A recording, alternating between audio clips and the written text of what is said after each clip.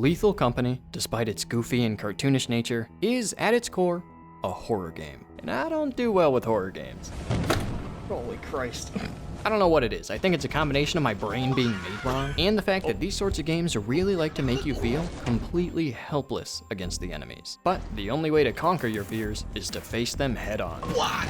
And so today, I'll be joined by fellow challenge runners Chicken Ninja and Barely Alec to kill every single enemy in the entire game in just one run. But first, it's rule time. Rule 1, we're only going to be killing the enemies that are, actually killable. There are a good number of guys in this game that are straight up invincible, so we're gonna have to treat them how you would in any normal run by avoiding them like the plague. As far as the 14 guys we can kill though, our second rule is that we gotta kill them directly, with our own two hands. Enemies that get smushed, kermitted, killed by other enemies, or smited by God don't quite cut it. A kill only counts if we're the ones who do the deed. And finally, rule 3, we have to complete this murderous rampage of ours in one dry run. This means that, as we're hunting enemies down, we have to simultaneously earn enough money to reach our company's quotas. And if we ever fall behind and lose the run, we start right back at square one. And so, with our rules plastered on the wall, it's time to finally begin. This is the Lethal Company Genocide Challenge.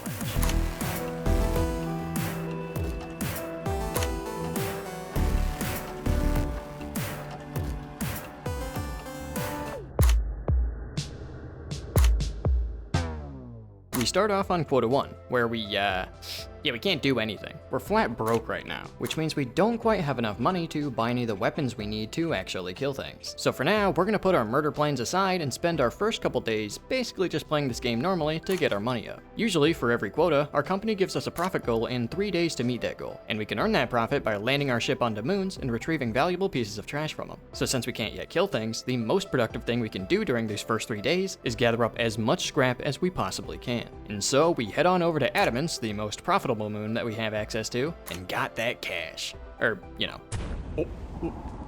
We did our best to get that cash. Yeah, the fact that we're completely defenseless here makes dying pretty dang easy, which is both just generally inadvisable and also makes us lose our scrap. As a result, our strategy usually involves having one of us, aka me, the coward, spend most of my time in the safety of the ship, cause so long as at least one of us lives till the end of the day, we won't lose our hard-earned garbage. Luckily, I wasn't just sitting there. One of the pieces of scrap we found early on was a stop sign, which can be used to beat things to death. So while Chicken and Alec continued to brave the factory beasts and gather treasure, I filled my time massacring the completely innocent outdoor wildlife. Yeah, as it turns out, there are a few creatures in this game, like baboon hawks and especially tulip snakes, that are actually pretty chill. But if we can kill them, then we must. And after a bit of bloodlust, I was able to swiftly knock out 2 very early entries on our death list. From there, our first quota came to an end, so we returned to the company building to sell nearly all of our scrap. And with $1,000 in our pockets and a couple of these simpler kills already out of the way, I would say that we were on a hot track to easily beating this challenge. Right? Our plan was simple. Now that we had some cash to spend, we had a little bit more agency as far as where to go and what to do. So about half of those funds went towards rerouting our ship to Rend, a later game moon that houses a ton of different enemies that we're gonna have to kill, and getting them out of the way early is absolutely in our best interest. These guys are way more dangerous than the little forest creatures I smacked up in the last quota. And so of course, our remaining money went straight towards equipping all of us with some firepower. Alec and I bought some shovels, which are pretty self-explanatory, we can hit stuff. Chicken, on the other hand, our resident Ghostbuster, got the way more important purchase, the Zap Gun. This thing doesn't actually deal any damage, but it does stun enemies. And you can keep them stunned for a good while, so long as the Zap Gun's got enough charge on it, and so long as the wielder does his dang job by keeping it under control. So at this point, our combat strategy is probably pretty clear. Chicken draws first blood by zapping a guy, and me and Alec jump him with our shovels while he's stunned. And so, with a few new tools in our arsenal, and a much larger pool of enemies to work with, we turned our focus off of earning money and directly on to seeking and destroying nothing. We actually got nothing. We did so bad. Turns out, our foolproof enemy killing strat isn't foolproof at all. There's actually 3 fools to be exact, and every single one of our days here ended in absolute disaster. On our first day, we tried our hand at killing a bracken, but these guys are extremely dangerous. They usually try to sneakily kill us by staying out of our sight, but if we stare at them for long enough, they get real angry that we found them and start to charge at us. I intentionally do this here to line up an easy zap gun shot for Chicken, but today we got a taste of exactly what happens if we make any mistakes. Luckily, the cowardice of yours truly actually came in handy here, for while my coworkers were getting their necks snapped, I was able to make my slick escape. I then simply waited for the Bracken to leave before popping back in, collecting a little bit of bonus scrap and, more importantly, retrieving the weapons we spent all our money on. Unfortunately, all that amounted to nothing, as our second day here was Eclipse. An Eclipse, if you're wondering, is basically just a random event that makes more monsters spawn, which would be a good thing for us if it weren't for the fact that the monster in question was a giant that immediately killed me. Giants are probably the single hardest enemy for us to deal with in this challenge, as they're not only massive, insanely fast, insta-killing, unzappable behemoths, but they're also not technically invincible, which means that we're gonna have to kill one of these things at some point. Unfortunately, we aren't quite equipped to do that yet, so day 2 ended up being a complete bust, where we didn't even leave the ship. In day 3 was, Sam's dead. Yeah, I got a shovel. also bad, and served as a harsh reminder that, despite our improved offensive capabilities, we are still way easier to kill than the monsters are. On the bright side though, the run isn't completely lost. Sure, we did die a whole bunch and lose most of our money, and yeah, sure, we also made literally zero progress towards our overarching goal, but at the very least, we didn't lose our weapons, and we got enough scrap on that first day to just barely make our second quota. And so now, we gotta make up for some lost time.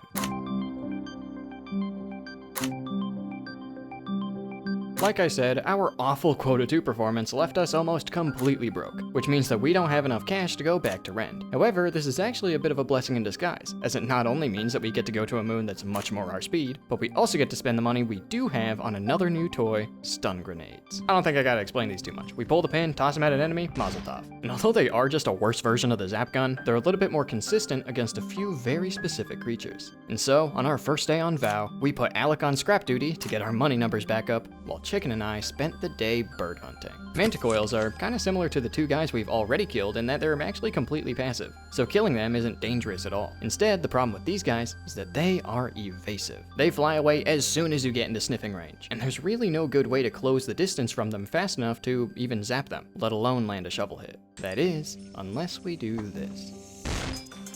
Get him. Oh! I did get him! Sure, Manticoils are just another passive dude crossed off our list, which technically means that we've only got the hardest stuff ahead of us, but just getting ourselves on the board again gave us a confidence boost that we desperately needed. And so, after finishing off the first day with a pretty comfortable amount of money, we were able to enter the mines on day 2 and finally do some proper ghost busting. Oh god. Gamer. Oh! I'm going for it. Oh yeah, through multiple strokes of late arriving luck, we were able to exterminate a bunker spider, snare flea, and hoarding bug in just one fell swoop, doubling our progress in the span of just one day. Sure, they're just some of the more common, less threatening dudes on our list, but being able to actually follow through on our zap and thwap strategy is a much better look than whatever in the world we were doing in Rend. However, our killing streak wasn't quite finished yet, because in the midst of all the violence, Alec found a baby. This, despite its looks, is called the Man-Eater, and finding him is the real reason we're in Vow right now. He's one of, if not the most unique enemy we'll come across, and subsequently, he's also one of the hardest to kill in the entire game. Now usually, he's actually pretty chill. He's just like a baby. He follows you around, you can pick him up, shake him a bunch, classic baby stuff. But if we ever get the baby too upset, then he quickly grows into an adult, and this guy does not age gracefully. Now unfortunately, the harmless baby form of this guy is completely invincible, so we actually have to have him turn into his insanely fast, incredibly loud, insta-killing adult form in order to actually make him killable. Luckily, the fact that we can pick him up and carry him around before then means that we have complete control over where and when we take the fight. And so of course, we take him to the baby crib.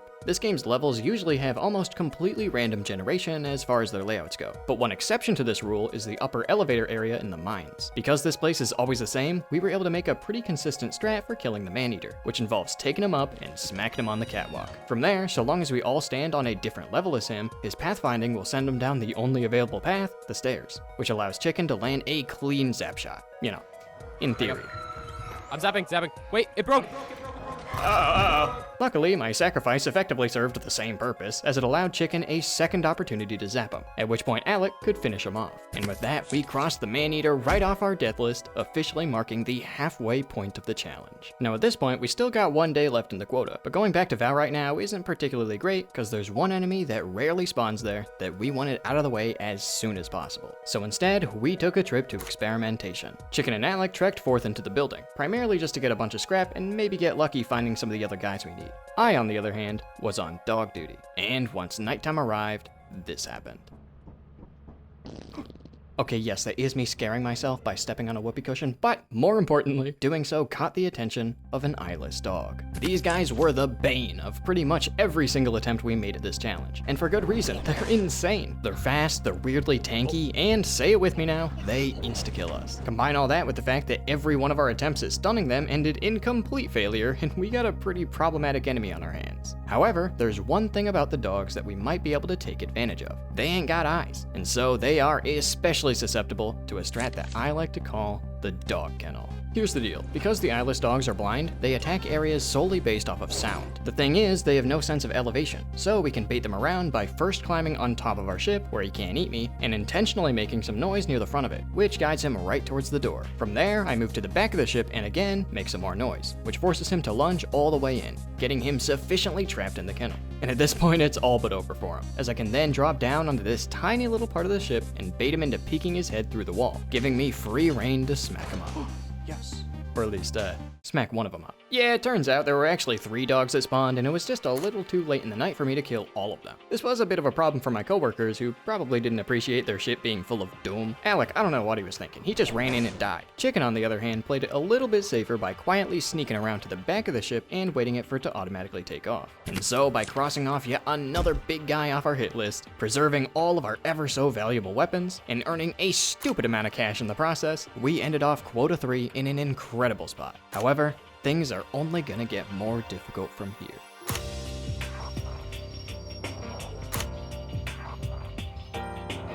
Now, although we did have a whole mountain of scrap left over from our last few days, we didn't actually turn it all in this quota. Instead, we only turned in exactly how much we needed. We did this for 2 reasons. One, it allows us to keep a stash of treasure for future quotas. In this case, for example, we had already gathered enough scrap to pay off not just Quota 3, but also Quota 4, which means that we can spend the entire next 3 days completely ignoring money collection and instead putting our full focus into finding and killing dudes. And number 2, we don't need any excess money, because we're continuing to procrastinate going back to Rend and instead heading right back to Vow, which is our favorite moon, I guess. Here, our strategy is basically the exact same as it was yesterday. Chicken and Alec brave the mines, while I stay back at the ship. But this time, it was personal. My coworkers set their sights entirely on finding that Bracken that assassinated them earlier, whereas my job was to get revenge on that giant. Both of these guys are exceptionally common in Vow, and so after only 2 days of searching, Chicken and Alec finally found their man, successfully completing their end of the mission, and I didn't. I mean, I found a bunch of giants, don't get me wrong, but killing these guys is so annoying. In previous attempts, I've actually been able to find success through 2 different strategies. The first is by tossing eggs at them. These things are pieces of scrap that, when thrown or dropped, have a small chance of just exploding. Now, this does do a ton of damage on its own, but it's most effective against giants in particular, as it can set them on fire and insta-kill them, which is obviously pretty solid. However, the random nature of egg explosions makes this strat kinda garbage. So we also have an actual consistent giant killing technique called the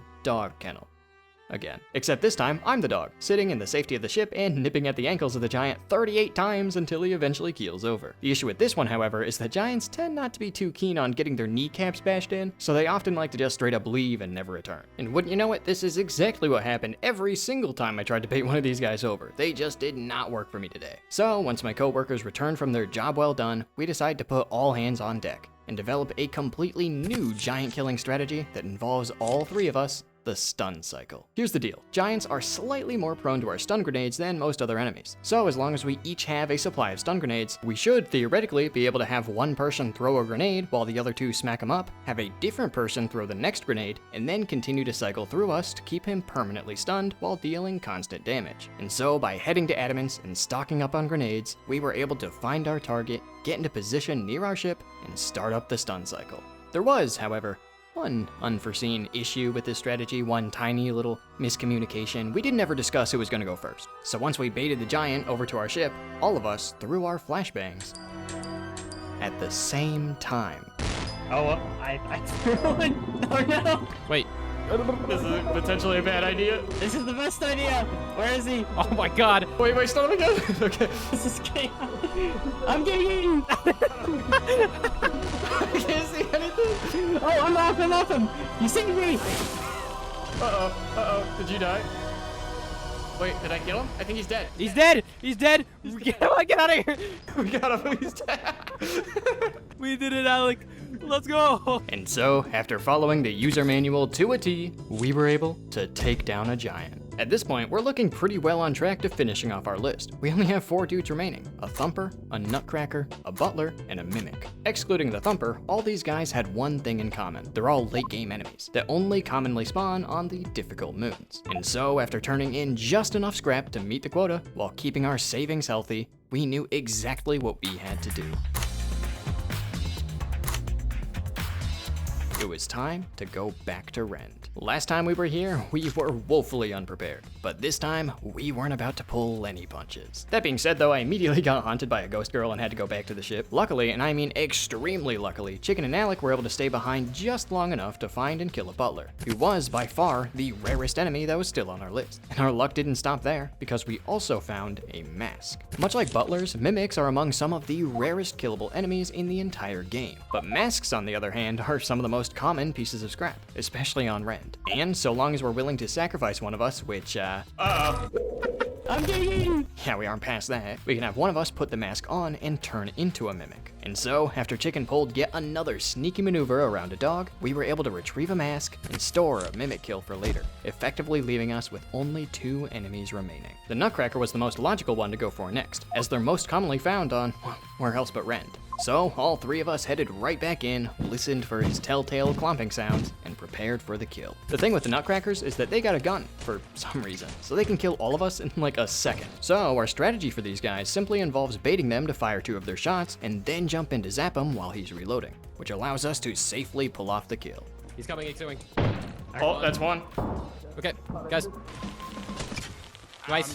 Oh! Okay, yeah, Chicken got shot in the face by a misfire, but he couldn't kill us all, allowing Alec and I to steal both guns and make our way back to the ship. And with only 1 easy enemy remaining, plenty of scrap to spare, including our ever-important mask, and more firepower at our fingertips than ever before, we were staring at a straight shot towards the end of this challenge.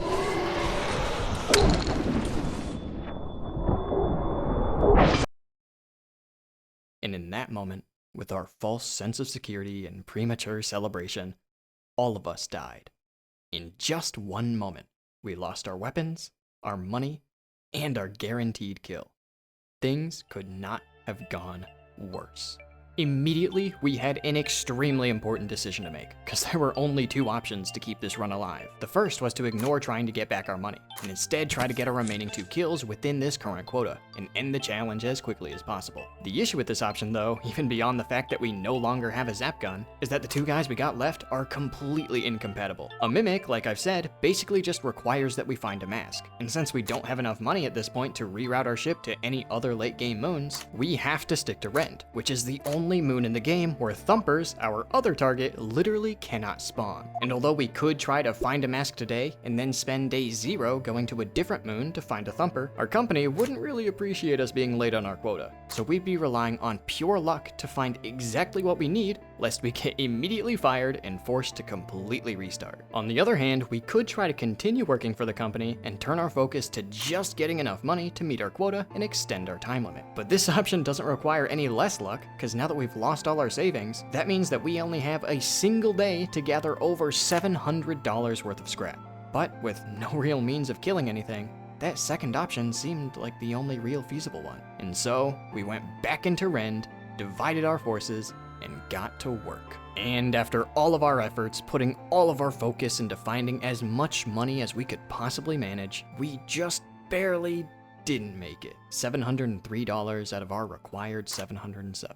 That, after all of our efforts, is the best that we could do. But for us, that's actually enough, because at this point, we're convicted felons, and it turns out killing each other and turning in our dead bodies for money puts us just over the edge of quota, giving us an extra 3 days to finish this thing off for good.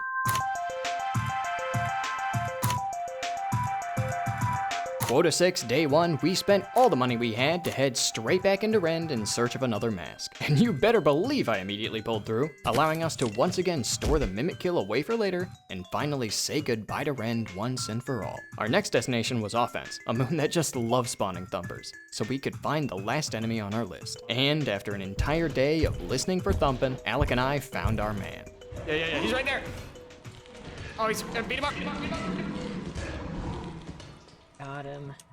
And so, after all that, we finally, officially, made it.